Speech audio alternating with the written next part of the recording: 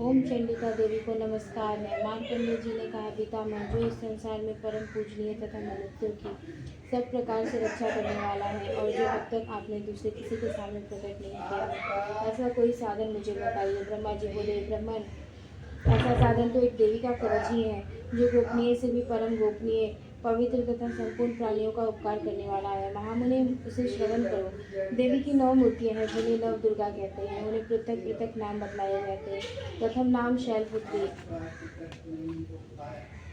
है, दूसरी मूर्ति का नाम ब्रह्मचारिणी है, तीसरा स्वरूप चंद्रघंटा के नाम से प्रसिद्ध है, चौथी मूर्ति को कुष्मांडा कहते हैं, पांचवी दुर्गा का नाम स्तन माता है, देवी के छठे स्वरूप को कात्यायनी कहते हैं, सातवां कालरात्रि और आठवां स्वरूप महागौरी के नाम से प्रसिद्ध है। नवी दुर्गा का नाम सिद्धि दात्री। ये सब नाम सर्वज्ञ महात्मा वेद भगवान के द्वारा ही प्रतिपादित हुए हैं। जो मनुष्य अग्नि में जल रहा हो, रणभूमि में शत्रुओं से घिर गया हो, विधन संकट में फंस गया हो तथा इस प्रकार भय से आतुर होकर जो भगवती दुर्गा की शरण में प्राप्त होते हो, उनका कभी कोई अमंगल नहीं होता। युद्ध के समय संकट में पड़ने पर भी उसके ऊपर कोई विपत्ति नहीं दिखाई देती। उन्हें शोक, दुख और भय की प्राप्ति नहीं होती। जिन्होंने भक्तिपूर्वक देवी का स्मरण किया है, उनका निश्चय ही अभ्युदय होता है। देवेश्वरी, जो तुम्हारा चिंतन करते हैं, उनकी तुम निसंदेह रक्षा करती हो। चामुंडा देवी पेट पर आरूढ़ होती है, वाराही भैंसे पर सवारी करती है, अंबिका का वाहन ऐरावत हाथी है, वैष्णवी देवी गरुड़ पर ही आसन जमाती है, महेश्वरी वृषभ पर आरूढ़ होती है, कौमारी का वाहन मयूर है, भगवान विष्णु की प्रियतमा लक्ष्मी देवी कमल के आसन पर विराजमान है और हाथों में कमल धारण किए हुए हैं। वृषभ पर आरूढ़ ईश्वरी देवी ने श्वेत रूप धारण कर रखा है। ब्रह्मणी देवी हंस पर बैठी हुई है और सब प्रकार के आभूषणों से विभूषित है। इस प्रकार ये सभी माताएं सब प्रकार की योग शक्तियों से संपन्न है। इनके सिवा और भी कुछ बहुत सी देवियां हैं, जो अनेक प्रकार के आभूषणों की शोभा से युक्त तथा नाना प्रकार के रत्नों से सुशोभित है।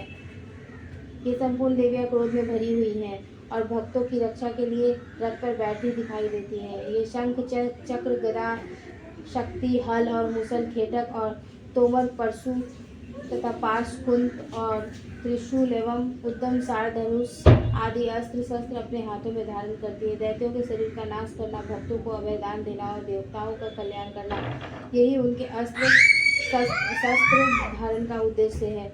कवच आरंभ करने से पहले इस प्रकार प्रार्थना करनी चाहिए। महान रौद्र रूप, अत्यंत घोर पराक्रम, महान बल और महान उत्साह वाली देवी, तुम महान भय का नाश करने वाली हो, तुम्हें नमस्कार है।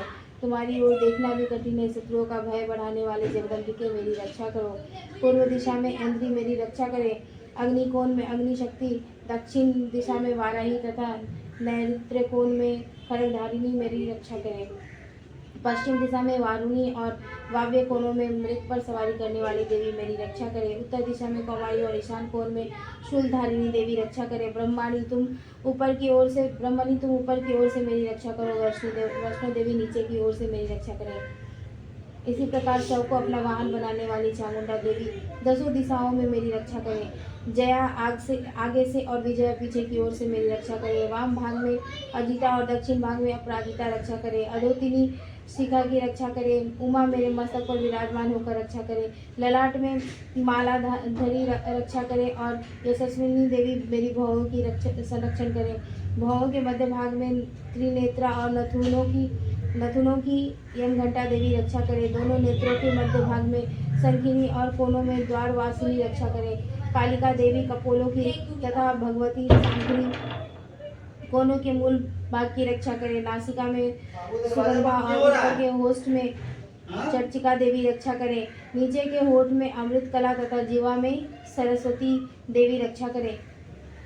कौमारी दांतों की और चंडिका कंठ प्रदेश की रक्षा करे। चित्र घंटा गले की, घाटी की और महामाया तालु में रहकर रक्षा करे। कामाक्षी ठोडी की और सर्वमंगला मेरी वाणी की रक्षा करे।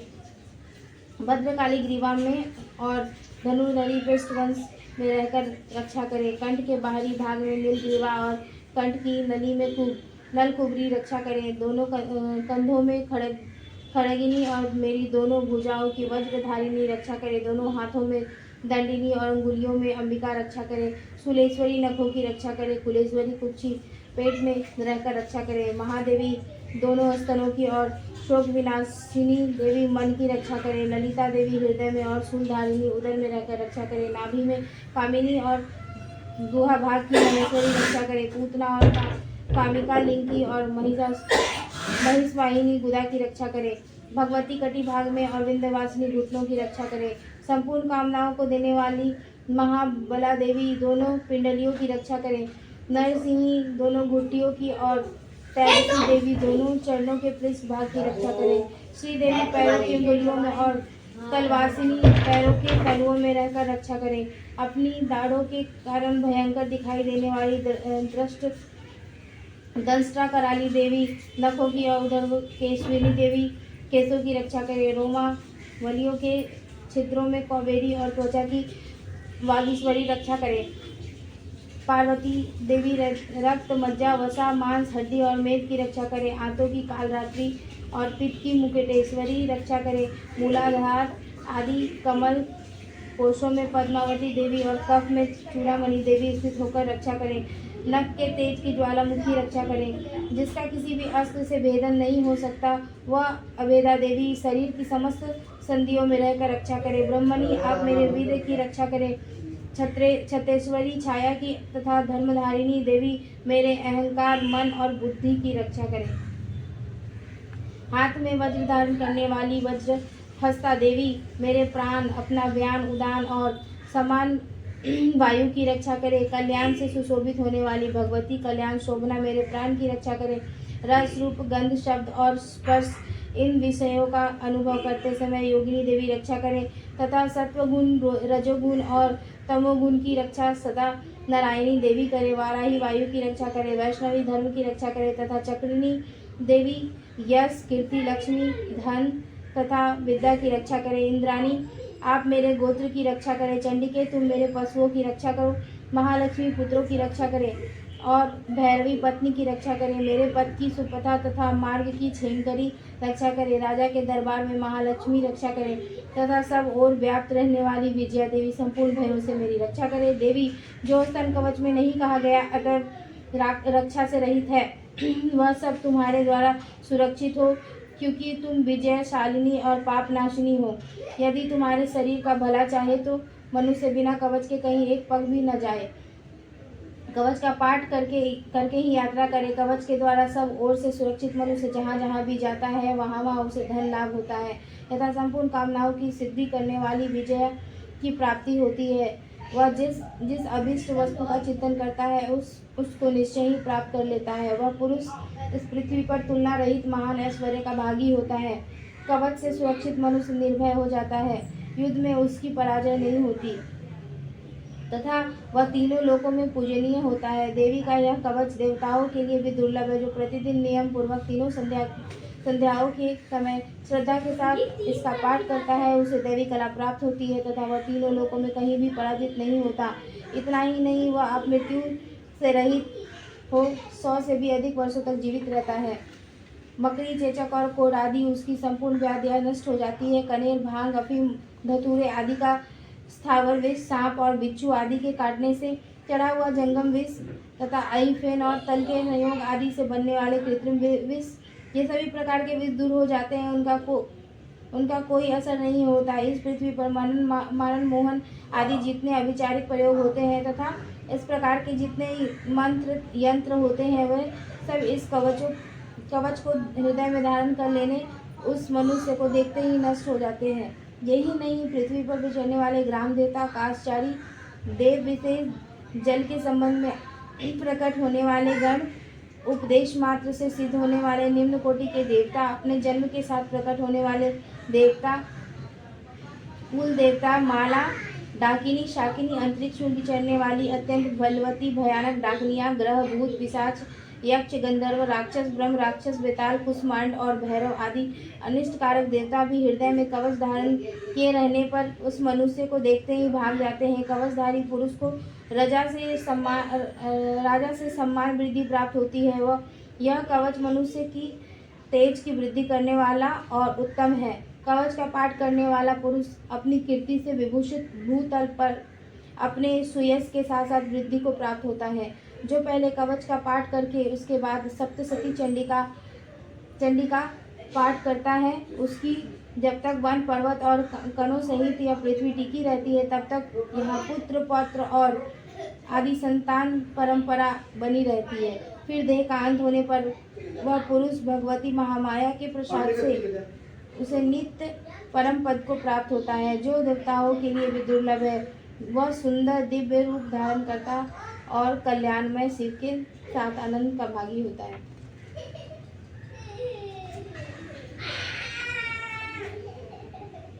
अर्थलाग श्रोतम। ओम चंडिका देवी को नमस्कार है। मार्कंडे जी कहते हैं, जयंती मंगला काली, भद्र काली, कपालिनी, दुर्गा, क्षमा, शिवा, धात्री, स्वाहा और स्वधा, इन नामों से प्रसिद्ध जगदम्बिके तुम्हें मेरा नमस्कार हो। देवी चामुंडे तुम्हारी जय हो। संपूर्ण प्राणियों की पीड़ा हरने वाली देवी तुम्हारी जय हो। सब में व्याप्त रहने वाली देवी तुम्हारी जय हो। काल रात्रि तुम्हें नमस्कार हो। मधु और कैटभ को मारने वाली तथा ब्रह्मा जी को वरदान देने वाली देवी तुम्हें नमस्कार है। तुम मुझे रूप दो, जय दो, यश दो, मोह विजय तथा ज्ञान प्राप्ति रूप यश जो दो और काम क्रोध आदि शत्रुओं का नाश करो। महिषासुर का नाश करने वाली तथा भक्तों को सुख देने वाली देवी तुम्हें नमस्कार है। तुम रूप दो, जय दो, यश दो और काम क्रोध आदि शत्रुओं का नाश करो। रक्त बीज का वध और चंडमुंड का विनाश करने वाली देवी तुम रूप दो, जय दो, यश दो और काम क्रोध आदि शत्रुओं का नाश करो। सोम और निशुम तथा धूम्रलोचन का मर्दन करने वाली देवी तुम रूप दो, जय दो, यश दो और काम क्रोध आदि शत्रुओं का नाश करो। सबके द्वारा वंदित युगल चरणों वाली तथा संपूर्ण सौभाग्य प्रदान करने वाली देवी तुम रूप दो, जय दो, यश दो और काम क्रोध आदि शत्रुओं का नाश करो। देवी तुम्हारे रूप और चरित्र अचिंत्य है। तुम समस्त शत्रुओं का नाश करने वाली हो। रूप दो, जय दो, यश दो और काम क्रोध आदि शत्रुओं का नाश करो। पापों को दूर करने वाली चंडिके जो भक्ति पूर्वक तुम्हारे चरणों में सर्वदा मस्तक झुकाते हैं, उन्हें रूप दो, जय दो, यश दो और उनके काम क्रोध आदि शत्रुओं का नाश करो। रोगों का नाश करने वाली चंडिके जो भक्ति पूर्वक तुम्हारी स्तुति करते हैं, उन्हें रूप दो, जय दो, यश दो और उनके काम क्रोध आदि शत्रुओं का नाश करो। चंडिके इस संसार में जो भक्ति पूर्वक तुम्हारी पूजा करते हैं, उन्हें रूप दो, जय दो, यश दो और उनके काम क्रोध आदि शत्रुओं का नाश करो। मुझे सौभाग्य और आरोग्य दो, परम सुख दो। रूप दो, जय दो, यश दो और मेरे काम क्रोध आदि शत्रुओं का नाश करो। जो मुझसे द्वेष रखते हो उनका नाश और मेरे बल की वृद्धि करो। रूप दो, जय दो, यश दो और मेरे काम क्रोध आदि शत्रुओं का नाश करो। देवी मेरा कल्याण करो, मुझे उत्तम संपत्ति प्रदान करो। रूप दो, जय दो, यश दो और काम क्रोध आदि शत्रुओं का नाश करो। अंबिके, देवता और असुर दोनों ही अपने माथे के मुकुट की मणियों को तुम्हारे चरणों पर घिसते रहते हैं। तुम रूप दो, जय दो, यश दो और काम क्रोध आदि शत्रुओं का नाश करो। तुम अपने भक्तजनों विद्वान, यशस्वी और लक्ष्मीवान बनाओ तथा रूप दो, जय दो, यश दो और उसके काम क्रोध आदि शत्रुओं का नाश करो। प्रचंड दैत्यों के दर्पण का दलन करने वाली चंडिके मुझ शरणागत को रूप दो, जय दो, यश दो, मेरे काम क्रोध आदि शत्रुओं का नाश करो। चतुर्मुख ब्रह्मा जी के द्वारा प्रशंसित चार भुजाधारिणी परमेश्वरी तुम रूप दो, जय दो, यश दो और काम क्रोध आदि शत्रुओं का नाश करो। देवी अंबिके भगवान विष्णु नित्य निरंतर भक्ति पूर्वक तुम्हारी स्तुति करते रहते हैं। तुम रूप दो, जय दो, यश दो और काम क्रोध आदि शत्रुओं का नाश करो। हिमालय कन्या पार्वती के पति महादेव जी के द्वारा प्रशंसित होने वाली परमेश्वरी तुम रूप दो, जय दो, यश दो और काम क्रोध आदि शत्रुओं का नाश करो। सचिवपति इंद्र के द्वारा सद्भाव से पूजित होने वाली परमेश्वरी तुम रूप दो, जय दो, यश दो और काम क्रोध आदि शत्रुओं का नाश करो।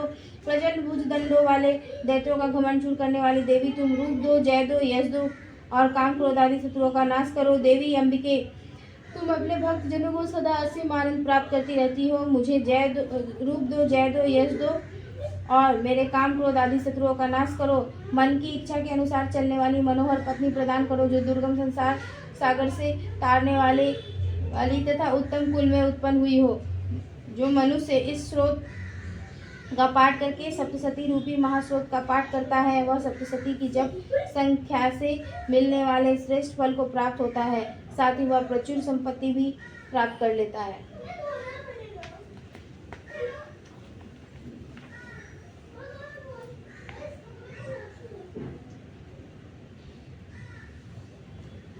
कीलकम।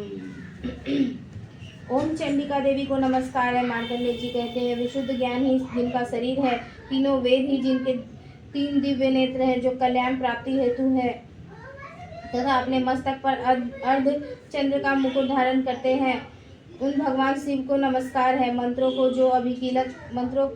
जो अभिकीलक है, अर्थात मंत्रों की सिद्धि में विघ्न उपस्थिति करने वाले शाप रूपी कीलक का जो निवारण करने वाला है, उस सप्तशती स्रोतों को संपूर्ण रूप से जानना चाहिए।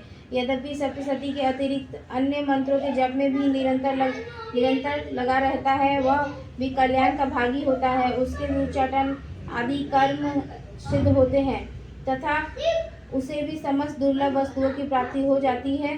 तथापि जो अन्य मंत्रों का जप न करके केवल इस सप्तशती नामक स्रोत से ही देवी की स्तुति करते हैं, उन्हें स्तुति मात्र से ही सच्चिदानंद स्वरूपिणी देवी सिद्ध हो जाती है। उन्हें अपने कार्य की सिद्धि के लिए मंत्र, औषधि तथा अन्य किसी साधन के उपयोग की आवश्यकता नहीं रहती। बिना जप के ही उनके उच्चाटन आदि समस्त अभिचारिक कर्म सिद्ध हो जाते हैं। इतना ही नहीं, उनकी संपूर्ण वस्तुएं भी सिद्ध होती है। लोगों के मन में यह शंका थी कि जब केवल सप्तशती की उपासना से अथवा सप्तशती को छोड़कर अन्य मंत्रों की उपासना से भी समान रूप से सब कार्य सिद्ध होते हैं, तब इसमें श्रेष्ठ कौन सा साधन है। लोगों की इस शंका को सामने रखकर भगवान शंकर ने अपने पास आए हुए जिज्ञासुओं को समझाया कि यह सप्तशती नामक संपूर्ण स्रोत ही सर्वश्रेष्ठ एवं कल्याण है। तदंतर भगवती चंडिका के सप्तशती नामक स्रोत को महादेव जी ने गुप्त कर दिया। सप्तशती के पाठ से जो पुण्य प्राप्त होता है, उसकी कभी समाप्ति नहीं होती, किंतु अन्य मंत्रों के जब जन्य पुण्य की समाप्ति हो जाती है। अतः भगवान शिव ने अन्य मंत्रों की अपेक्षा जो सप्तशती की श्रेष्ठता का निर्णय किया, उसे यथार्थ ही जानना चाहिए। अन्य मंत्रों का जप करने वाला पुरुष भी यदि सप्तशती के स्रोत और जप का अनुष्ठान कर लेता है, तो वह भी पूर्ण रूप से ही कल्याण का भागी होता है। इनमें तनिक भी संदेह नहीं है। जो साधक कृष्ण पक्ष की चतुर्दशी अथवा अष्टमी को एकाग्रचित होकर भगवती की सेवा में अपना सर्वस्व समर्पित कर देता है और फिर उसे प्रसाद रूप से ग्रहण करता है, उसी पर भगवती प्रसन्न होती है, अन्यथा उनकी प्रसन्नता नहीं होती। इस प्रकार सिद्धि के प्रतिबंधक रूप कील के द्वारा महादेव जी ने इस स्रोत को किलित कर रखा है। जो पूर्वोक्त रीति से निष्कीलन करके इस सप्तशती स्रोत का प्रतिदिन स्पष्ट उच्चारण पूर्वक पाठ करता है, वह मनुष्य सिद्ध हो जाता है, वही देवी का पार्षद होता है और वही गंधर्व भी होता है। सर्वत्र विचरते रहने पर भी इस संसार में उसे कहीं भी भय नहीं होता है। वह अब मृत्यु के वश में नहीं पड़ता तथा देह त्यागने के अनंतर मोक्ष प्राप्त कर लेता है। अतः कीलन को जानकर उसका परिहार करके ही सप्तशती का पाठ आरंभ करे। जो ऐसा नहीं करता, उसका नाश हो जाता है। इसलिए कीलक और निष्कीलन का ज्ञान प्राप्त करने पर ही यह स्रोत निर्दोष होता है और विद्वान पुरुष इस निर्दोष स्रोत का ही पाठ आरंभ करते हैं। यह निष्कीलन अथवा शापोद्वार की विशेष प्रकार है। भगवती का उपासक उपयुक्त तिथि को देवी की सेवा में उपस्थित हो अपना न्यायोपार्जित धन उन्हें अर्पित करते हुए एकाग्रचित्तता से प्रार्थना करे, माता आज से यह सारा धन तथा अपने आप को भी मैं आपकी सेवा में अर्पण कर दिया है। इस पर मेरा कोई स्वत्व नहीं रहा। फिर भगवती का ध्यान करते हुए यह भाव न करे मानो जगदम्बा कह रही है, बेटा संसार यात्रा के निर्वाह तू मेरा यह प्रसाद रूप धन ग्रहण कर। इस प्रकार देवी की आज्ञा शिरोधार्य करके उस धन को प्रसाद बुद्धि से ग्रहण करें और धर्म शास्त्रोक्त मार्ग से उसका सद्व्यय करते हुए सदा देवी के ही अधीन होकर रहें। यह दान प्रतिग्रह करण कहलाता है। इससे सप्तशती की शपोद्वार होता है और देवी की कृपा प्राप्त होती है। यह कीलक और निष्कीलन के ज्ञान की अनिवार्यता बताने के लिए ही विनाश क्रियो जो कुछ भी सौभाग्य दृष्टिगोचर होता है, वह सब देवी के प्रसाद का ही फल है। अतः इस कल्याणमय स्रोत का सदा जप करना चाहिए। इस स्रोत का मंद स्वर से पाठ करने पर स्वल्प फल की प्राप्ति होती है और उच्च स्वर से पाठ करने पर पूर्ण फल की सिद्धि होती है। अतः उच्च स्वर से ही इसका पाठ आरंभ करना चाहिए। जिनके प्रसाद से ऐश्वर्य, सौभाग्य, आरोग्य, संपत्ति, शत्रुनाश तथा परम मोक्ष की भी सिद्धि होती है, उन कल्याणमयी जगदम्बा की स्तुति मनुष्य क्यों नहीं करते।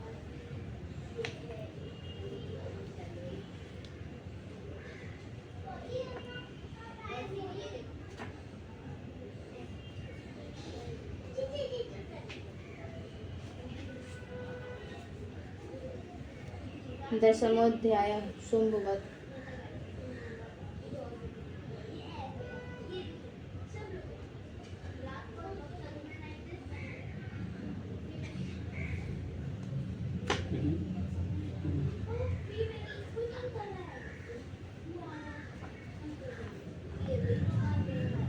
मैं मस्तक पर अर्धचंद्र धारण करने वाली शिव शक्ति रूपा भगवती कामेश्वरी का हृदय में चिंतन करता हूँ।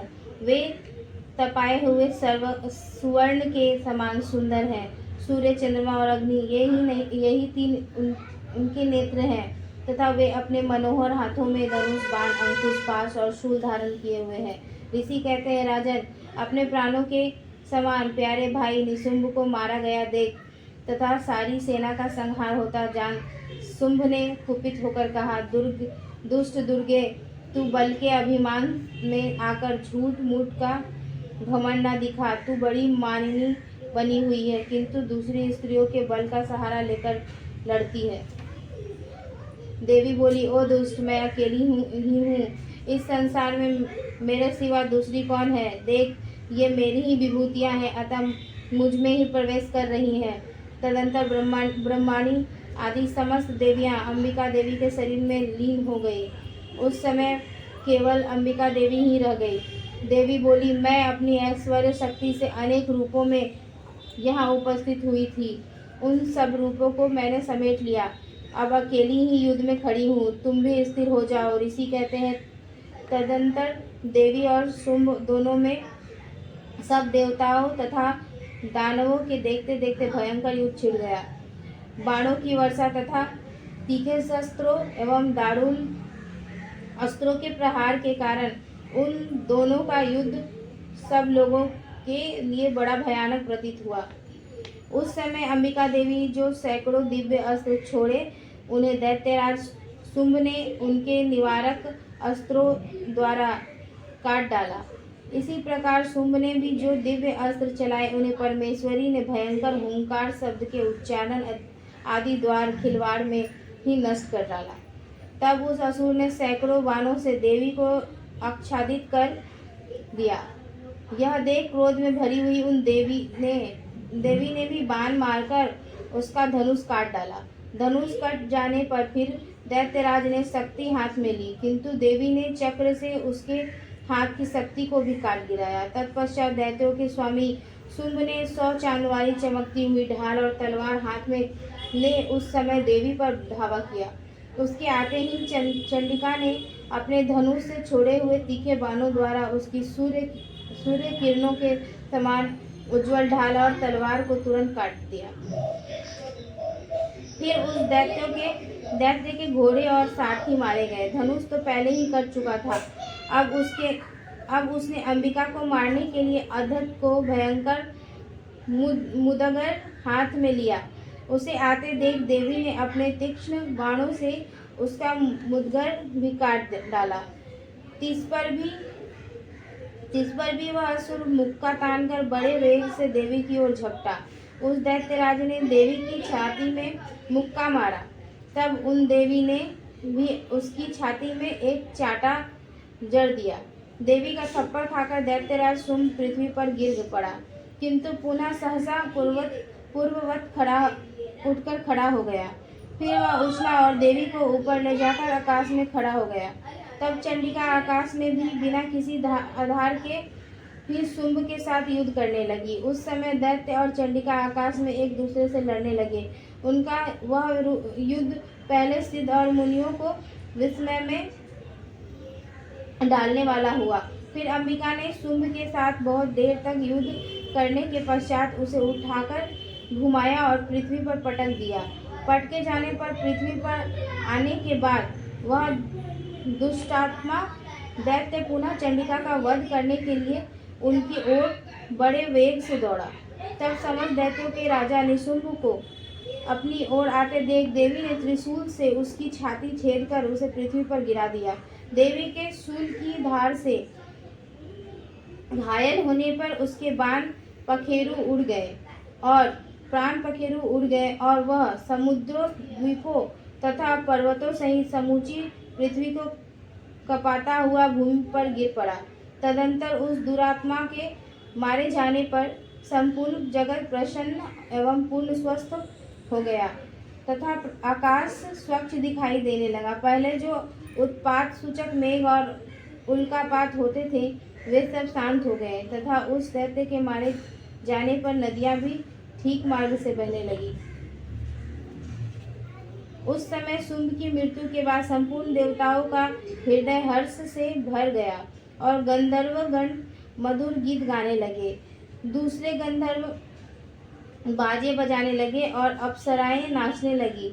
पवित्र वायु बहने लगी। सूर्य की प्रभा उत्तम हो गई। शाला की बुझी हुई आग अपने आप प्रज्वलित हो उठी तथा संपूर्ण दिशाओं के भयंकर शब्द शांत हो गए।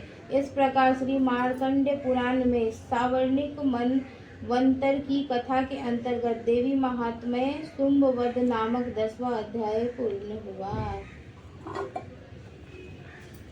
एकादशो अध्याय।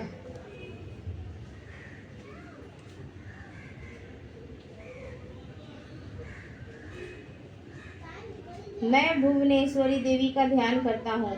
उनके श्री अंगों की आभा प्रभात काल के सूर्य के समान है और मस्तक पर चंद्रमा का मुकुट है।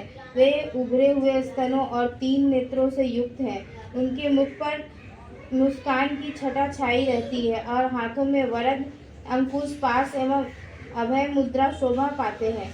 ऋषि कहते हैं देवी के द्वारा वहाँ महादैत्यपति शुंभ के मारे जाने पर इंद्र आदि देवता अग्नि को आगे करके उन कात्यायनी देवी की स्तुति करने लगे। उस समय अभिष्ट की प्राप्ति होने से उनके मुख कमल दमक उठे थे और उनके प्रकाश से दिशाएं भी जगमगा उठी थी।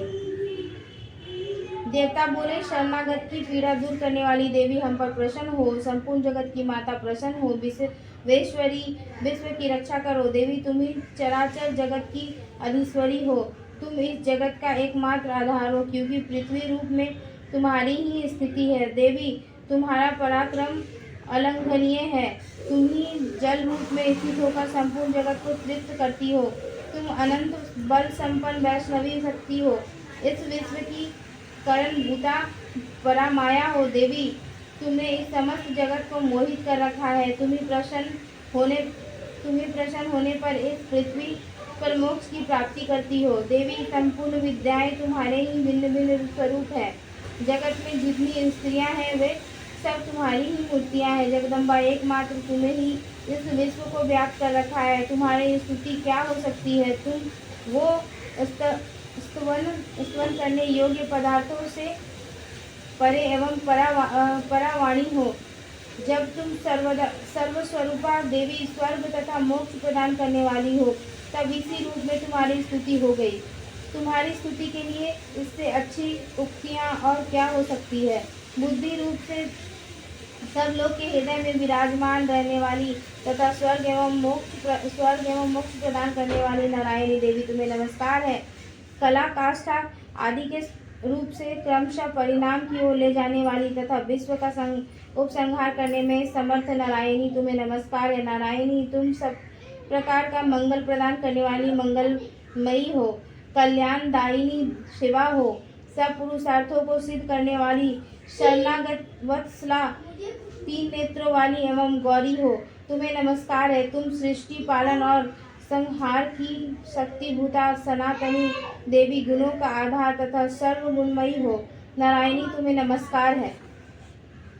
शरण में आए हुए दीनों एवं पीड़ितों की रक्षा में संलग्न रहने वाली तथा सबकी पीड़ा दूर करने वाली नारायणी देवी तुम्हें नमस्कार है। नारायणी तुम ब्रह्मणी की रूप धारण करके हंसों से जुते हुए विमान पर बैठती तथा कुछ मिश्रित जल छिड़कती रहती हो, तुम्हें नमस्कार है। महेश्वरी रूप से त्रिशूल, चंद्रमा एवं सर्प को धारण करने वाली तथा महान वृषभ की पीठ पर बैठने वाली नारायणी देवी, तुम्हें नमस्कार है। मोरों और मुर्गों से घिरी रहने वाली तथा महाशक्ति धारण करने वाली कौमारी रूपनी देवी,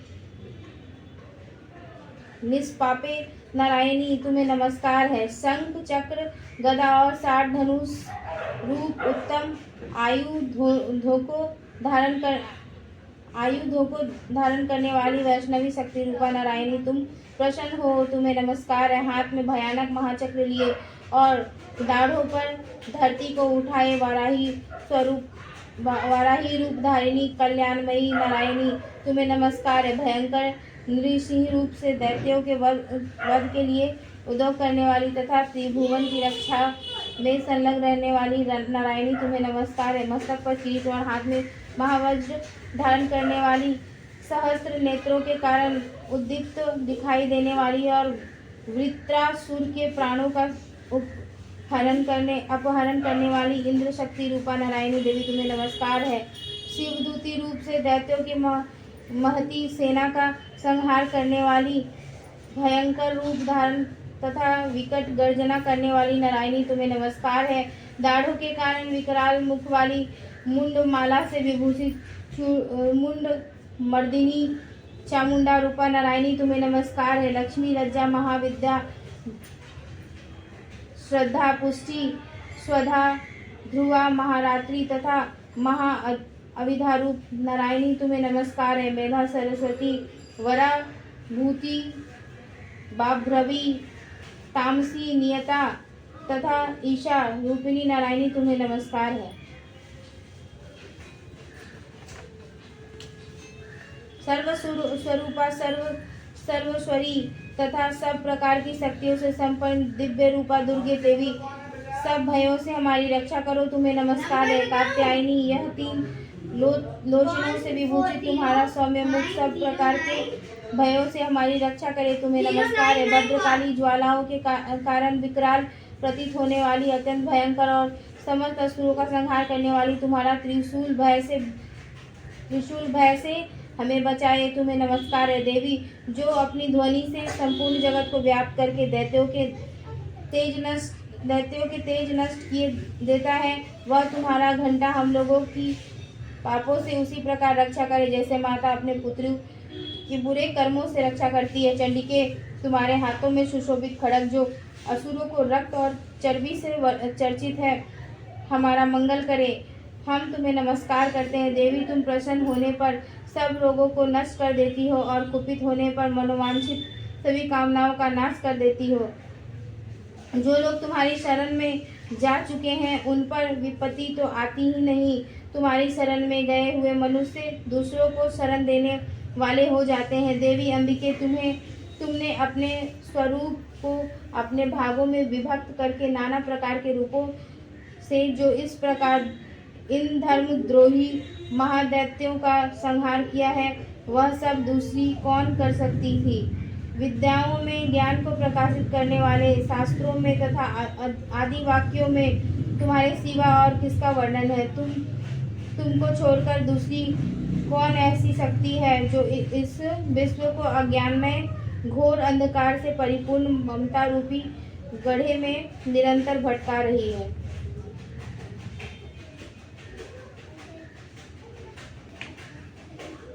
जहाँ राक्षस, जहाँ भयंकर विष वाले सर्प, जहाँ शत्रु, जहाँ लुटेरों की सेना और जहाँ दावानल हो, वहाँ तथा समुद्र के बीच में भी साथ रहकर तुम विश्व की रक्षा करती हो। विश्वेश्वरी, तुम विश्व का पालन करती हो, विश्व रूपा हो, इसलिए संपूर्ण विश्व को धारण करती हो। तुम भगवान विश्वनाथ की भी वंदनीय हो। जो लोग भक्तिपूर्वक तुम्हारे सामने मस्तक झुकाते हैं, वे संपूर्ण विश्व को आश्रय देने वाले होते हैं। देवी, प्रसन्न हो, जैसे इस समय असुरों का वध करके तुमने शीघ्र ही हमारी रक्षा की है, उसी प्रकार सदा हमें शत्रुओं के भय से बचाओ। संपूर्ण जगत का पाप नष्ट कर दो और उत्पात एवं पापों के फलस्वरूप प्राप्त होने वाली महामारी आदि बड़े बड़े उपद्रवों को शीघ्र दूर करो। विश्व की पीड़ा दूर करने वाली देवी, हम तुम्हारे चरणों पर पड़े हुए हैं, हम पर प्रसन्न हो। त्रिलोक निवासियों की पूजनीय परमेश्वरी, सब लोगों को वरदान दो। देवी बोली, देवताओं, मैं वर देने को तैयार हूँ। तुम्हारे मन में जिसकी इच्छा हो वह वर मांग लो। संसार के लिए उस उपकारक वर को मैं अवश्य दूंगी। देवता बोले, सर्वेश्वरी, तुम इसी प्रकार तीनों लोगों की समस्त बाधाओं को शांत करो और हमारे शत्रुओं का नाश करती रहो। देवी बोली, देवताओं, वैवस्वत मनवंतर के 28वें युग में शुंभ और निशुंभ नाम के 2 अन्य महादैत्य उत्पन्न होंगे। तब मैं नंदगोप के घर में उनकी पत्नी यशोदा के गर्भ से अवतीर्ण हो विंध्याचल में जाकर रहूंगी और उक्त दोनों असुरों का नाश करूंगी। फिर अत्यंत भयंकर रूप से पृथ्वी पर अवतार ले मैं वैप्रचित नाम वाले दानवों का वध करूंगी। उन भयंकर महादैत्यों को भक्षण करके करते समय मेरे दांत अनार के फूल की भांति लाल हो जाएंगे। तब स्वर्ग में देवता और मर्त्यलोक में मनुष्य सदा मेरी स्तुति करते हुए मुझे रक्तदंतिका कहेंगे। फिर जब पृथ्वी पर 100 वर्षों के लिए वर्षा रुक जाएगी और पानी का अभाव हो जाएगा, उस समय मुनियों के स्तवन करने पर मैं पृथ्वी पर अयोनिजा रूप में प्रकट होऊंगी और 100 नेत्रों से मुनियों को देखूंगी। अतः मनुष्य शताक्षी इस नाम से मेरा कीर्तन करेंगे। देवताओं, उस समय मैं अपने शरीर से उत्पन्न हुए शाकों द्वारा समस्त संसार का भरण पोषण करूंगी।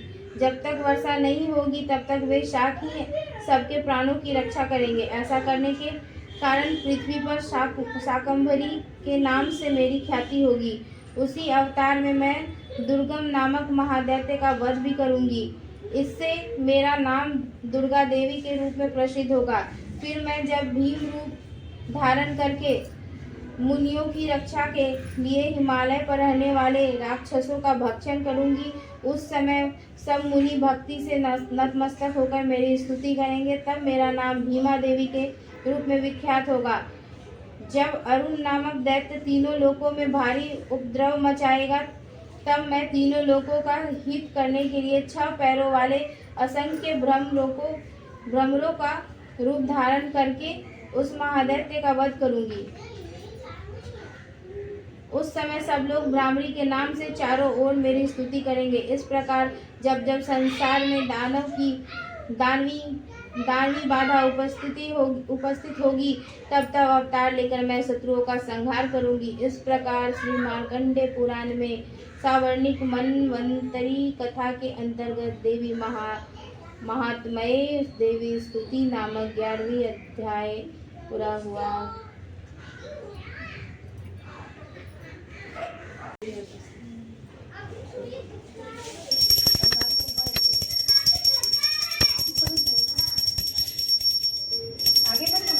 भोग लग गया।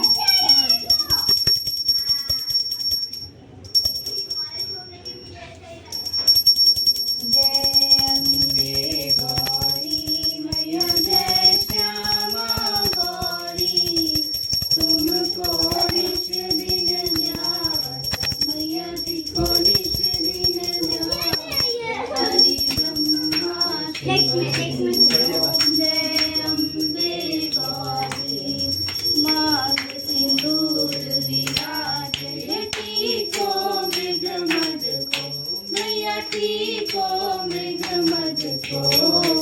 उज्ज्वल से दो नैना, उज्ज्वल से दो नैना, चंद्र बदननी को। ओम जय अम्बे गौरी। कनक समान गले वर रातांबर राजे, मैया रातांबर राजे। रक्त पुष्प गलमाला, रक्त पुष्प गलमाला, कंठन पर साजे। ओम जय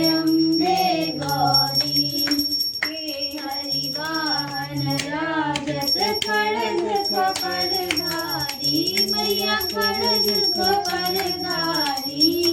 सुर नर मुनि जन सेवत, सुर नर मुनि जन सेवत, तिनके दुख हारी। ओम जय अम्बे गौरी। कानन कुंडल शोभित, नासाग्रे मोती, मैया नासाग्रे मोती। कोटिक चंद्र दिवाकर, कोटिक चंद्र दिवाकर, राजत समज्योति। ओम जय अम्बे गौरी। शुंभ निशुंभ विदारे, महिषासुर घाती, मैया महिषासुर घाती। धूम्र विलोचन नैना, धूम्र विलोचन नैना, निज दिन मधुमाती। ओम जय अम्बे गौरी। चंड मुंड संहारे, शोणित बीज हरे, मैया शोणित बीज हरे। मधु कैटभ दो मारे, मधु कैटभ दो मारे, सुर भयहीन करे। ओम जय अम्बे गौरी। ब्रह्माणी रुद्राणी, तुम कमला रानी, मैया तुम कमला रानी। आगम निगम बखानी, आगम निगम बखानी, तुम शिव पटरानी। ओम जय अम्बे गौरी। 64 योगिनी गावत, नृत्य करत भैरो, मैया नृत्य करत भैरो। बाजत ताल मृदंगा, बाजत ताल मृदंगा, अरु बाजत डमरू। ओम जय अम्बे गौरी। तुम ही जगत की माता, तुम ही हो भरता, मैया तुम ही हो भरता। भक्तन की दुख हरता, भक्तन की दुख हरता, सुख संपत्ति करता। ओम जय अम्बे गौरी। भुजाचार अभिशोभित, वर मुद्राधारी, मैया वर मुद्राधारी। मन वांछित फल पावत, मन वांछित फल पावत, सेवत नर नारी। ओम जय अम्बे गौरी। कंचन हार विराजत, अगर कपूर बाती, मैया अगर कपूर बाती। श्रीमान के तुम्हें राजत, श्रीमान के तुम्हें राजत, कोटि रतन ज्योति। ओम जय अम्बे गौरी। श्री अम्बे जी की आरती जो कोई जन गावे, भैया जो कोई भी गावे। कहत शिवानंद स्वामी, कहत शिवानंद स्वामी, सुख संपत्ति पावे। ओम जय अम्बे गौरी। बोलो अम्बे मात की जय। अम्बे तू है जगदम्बे काली, जय दुर्गे खप्पर वाली, तेरे ही गुण गाए भारती। ओ मैया हम सब उतारे तेरी आरती। मैया मांगते धन और दौलत, ना चांदी ना सोना, माना चांदी ना सोना। हम तो मांगे माँ तेरे मन में एक छोटा सा कोना, माँ एक छोटा सा कोना। सबकी बिगड़ी बनाने वाली, लाज बचाने वाली, दुखियों के दुख लेनी वाली। ओ मैया हम सब उतारे तेरी आरती। नहीं मांगते धन और दौलत, ना चांदी ना सोना, माना चांदी ना सोना। हम तो मांगे माँ तेरे मन में एक छोटा सा कोना, माँ एक छोटा सा कोना। सबकी बिगड़ी बनाने वाली, लाज बचाने वाली, सतियों के सत को सवारती। ओ मैया हम सब उतारे तेरी आरती।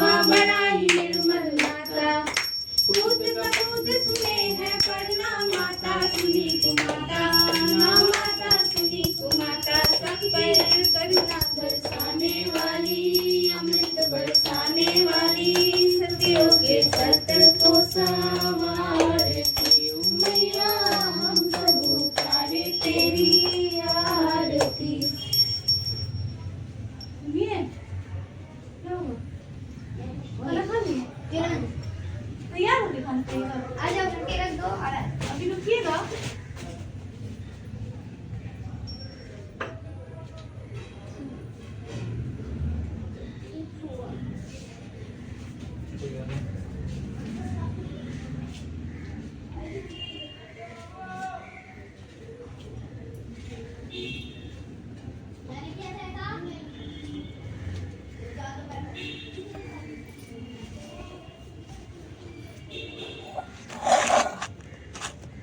है, कीड़ा था।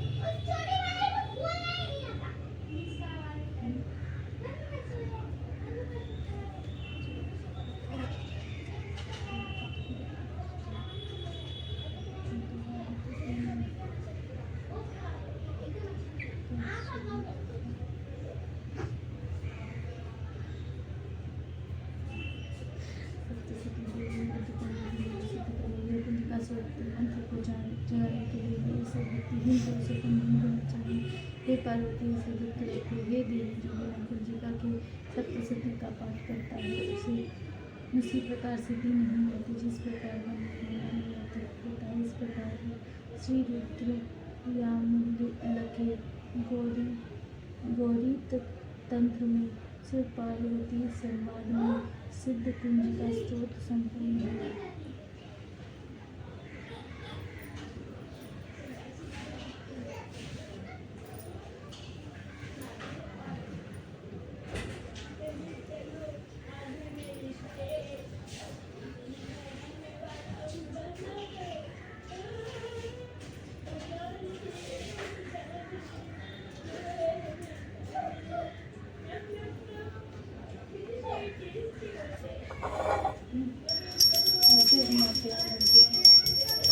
परमेश्वरी, मेरे द्वारा रात दिन सहस्त्रों अपराध होते रहते हैं।